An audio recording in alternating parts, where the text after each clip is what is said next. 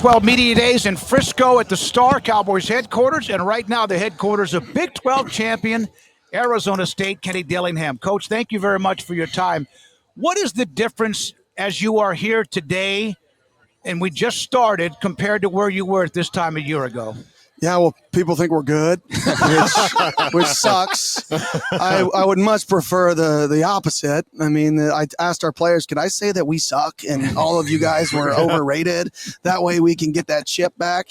But I think that's the difference, is learning how to realize that what people think of you doesn't matter, good or bad, being able to flush it. And that's really the challenge of today, is getting our guys over all the positive they're going to get and realize that external factors have zero effect on winning football games. You can't smell yesterday's roses. They're going to die.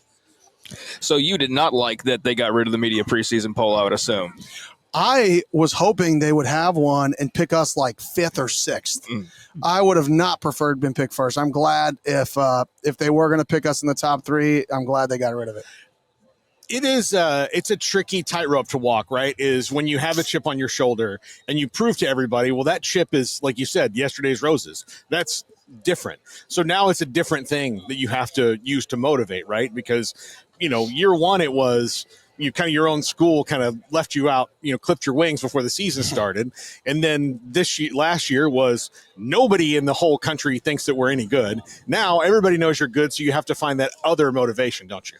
Yeah, I think the motivation is very simple. Why would you come back to be the same? Mm-hmm.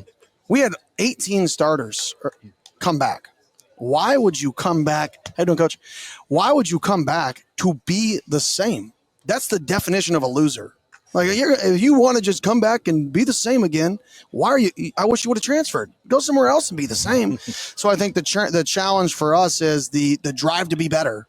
It's that simple. Who knows what better is? Our league got better. There are some teams that have built unbelievable rosters. We may be better and not win the league. That's fine. I just want to be the best version of us. And if another team's better than us, that's fine, as long as we're the best version of us. Kenny, I've always thought, and I lived in Tempe when I was very young. My dad's military. He was getting his ASU. He got his master's degree. He was military. But and that's when Frank Cush was the coach. Okay. And Charlie Taylor and Jerry Smith and all that history. But I always thought Arizona State was a sleeping giant. What did you see when that opportunity came up? Well, I'm born and raised there. I grew up going to games, grew up watching Jake Plummer, playing catch in the parking lot. And it's a combination of a city, and most cities don't have, huge fan bases because they're pro sports towns. But Arizona State is unique because, as you just alluded to, that was the football show in town. Mm-hmm. If you wanted to watch a football game, you went to watch Arizona State football with Frank Cush, and it would sell out, and it was the show in town.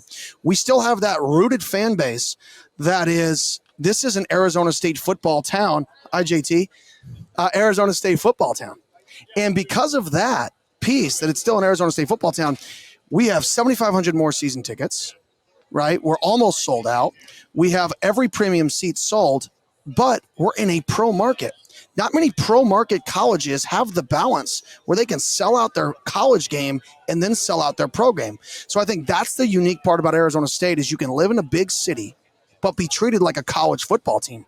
And not many people can say that. That's our advantage. And if we continue to show progress in the program, I think we'll continue to sell out. We'll continue to get a better environment. And if you get a better environment and a great place to live, that's the sleeping giant you're talking about. The only problem is it's never woken up. Yeah. So is it dead or is it sleeping? That's what we're trying to figure out.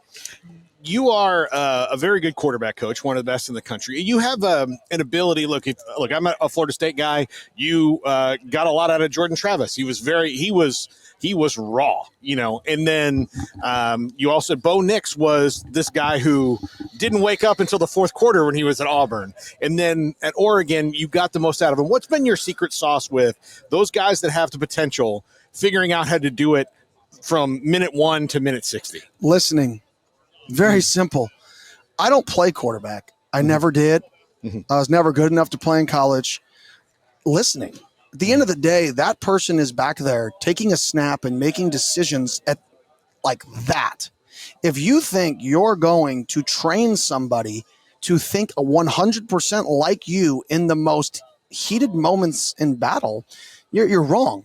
You have to be able to listen to them, and they want to do one play and you want to do another. You better choose their play.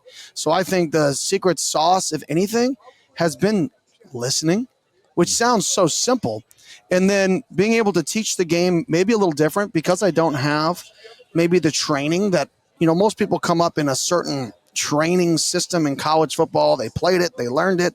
We're going to go 1 to 2 to 3 to 4. Or we're going to high-low the nickel or high-low the will to the home run post if the safety drives. I never had real training.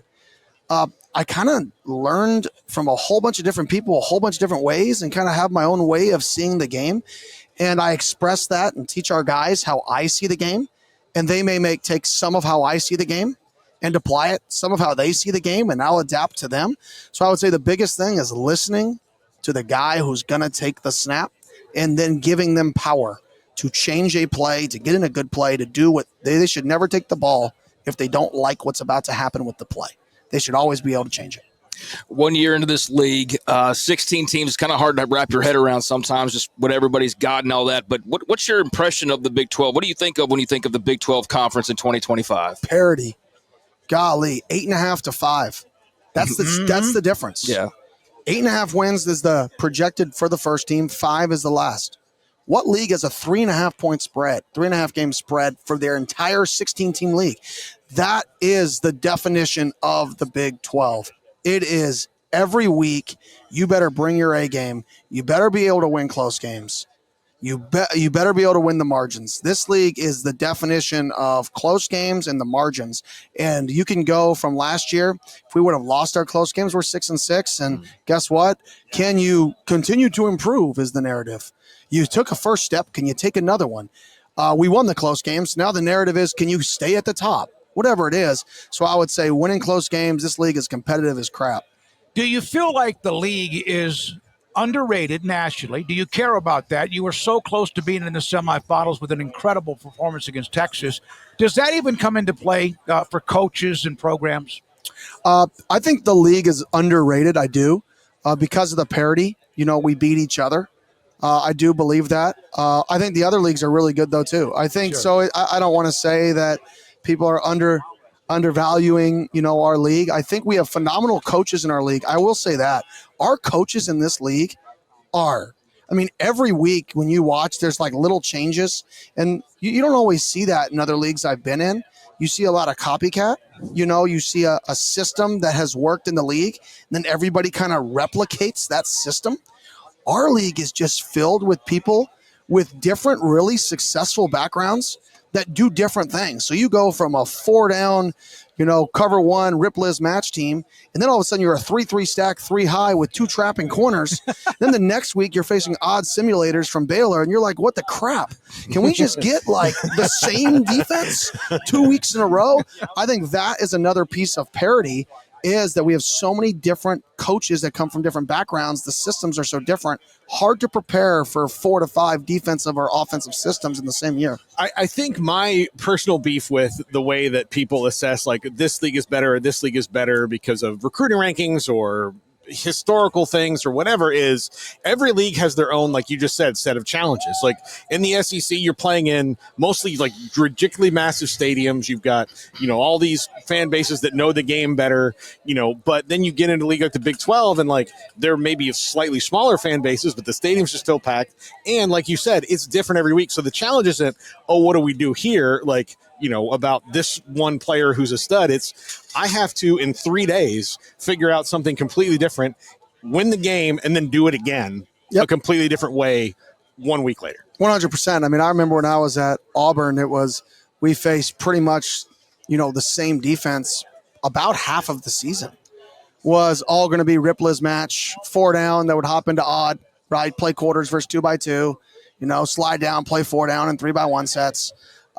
And everything was rip Liz match. And it was like, for the most part, right, that was the core. And I think it's interesting being in a league where it's like polar opposite. It's like, golly. But it's also harder to be in that league because you're exposing what your top things are.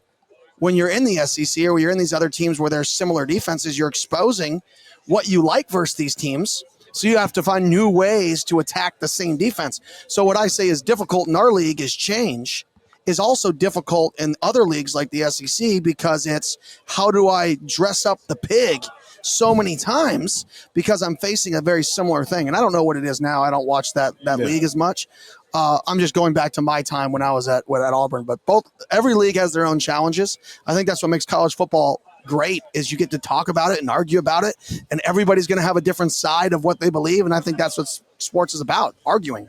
I feel like you're going to be asked about Sam Levitt in every interview, probably Kanye Udo and Jordan Tyson, and those are kind of the names. Is there some guys, and maybe some that you brought, that maybe won't get as much shine or much talk that you'd like to maybe shed a little light on? Yeah, Xavier Alford. I mean, there's honestly a bunch. I mean, for us, we have so many returners that I think are really good football players. You know, Zay's with us today. He gave all of our pregame speeches last year. He was the guy who spoke to the guys. If you look at all of our media, then you have Miles Rouser coming back at boundary safety, Keith Abney, Javen. I mean, I don't want to go through everybody. Yeah, 18 guys coming back. Like correct. You said. There's so many guys that have gotten bigger, stronger, faster, that I don't want to single out anybody, because I think there's a bunch of guys. Well, is there maybe under the radar storyline or something that maybe doesn't get talked about enough maybe with your program that you'd like to shine a little light on? Yeah, I think the fact that we lost that in the winter portal, we only lost 2 guys in our 2 deep to the transfer portal. And in the spring portal, we lost 0 guys in our 3 deep to the transfer portal. And, everybody knows that we weren't, the kings of the NIL. Like, that wasn't our model. But people want to be at Arizona State. I think our model is a little different. Our model is about retention, not recruitment. I don't want to be known as a elite recruiter. I want to be known as our program retains our best players. And guess what? If you're not playing and you want to move on, I'm going to help you move on to play football somewhere. I will help you. I'll find a place for you. But our guys that are playing for us, my challenge is to never lose a player that is actually playing games for us. It's about the retention of those guys and them wanting to be there. So that's what I'm most proud about, is all of these guys, except for Sam, that are here today at Media Day, these 6, they all showed up. They were all transfers other than CJ Fight, but they were all my first year in January transfer portal, and they've been in the program 3 years. And they're here back again. Yeah, you mentioned Fight, Tatum, Texas. I covered East Texas for a long, long time. Love the family, unbelievable player, a motor. So who replaces the motor of Cam Scattaboo? Is that something that just is part of the culture, that next man up? Yeah, everybody. You can't replace a player like that. So everybody does. Sam does by throwing, 7 more quick games a game. 7 more P and 10 passes, second and 8 passes are quick games. Beautiful. All right, then Sip does, and Ralik does, and Udo does. Everybody takes a little piece of it, and if everybody takes a little bit of piece of it, then we're going to be just fine. It's when one person thinks they have to take the whole pie is when we have a problem, because you can't eat that pie by itself. Hey, good news is nobody has to tackle him in practice anymore. No, very true. Very true. Kenny Dillingham of the Big 12 champion Arizona State Sun Devils with us on 365 Sports. Thanks for your time. Great to meet you. Thank you. Good to meet you.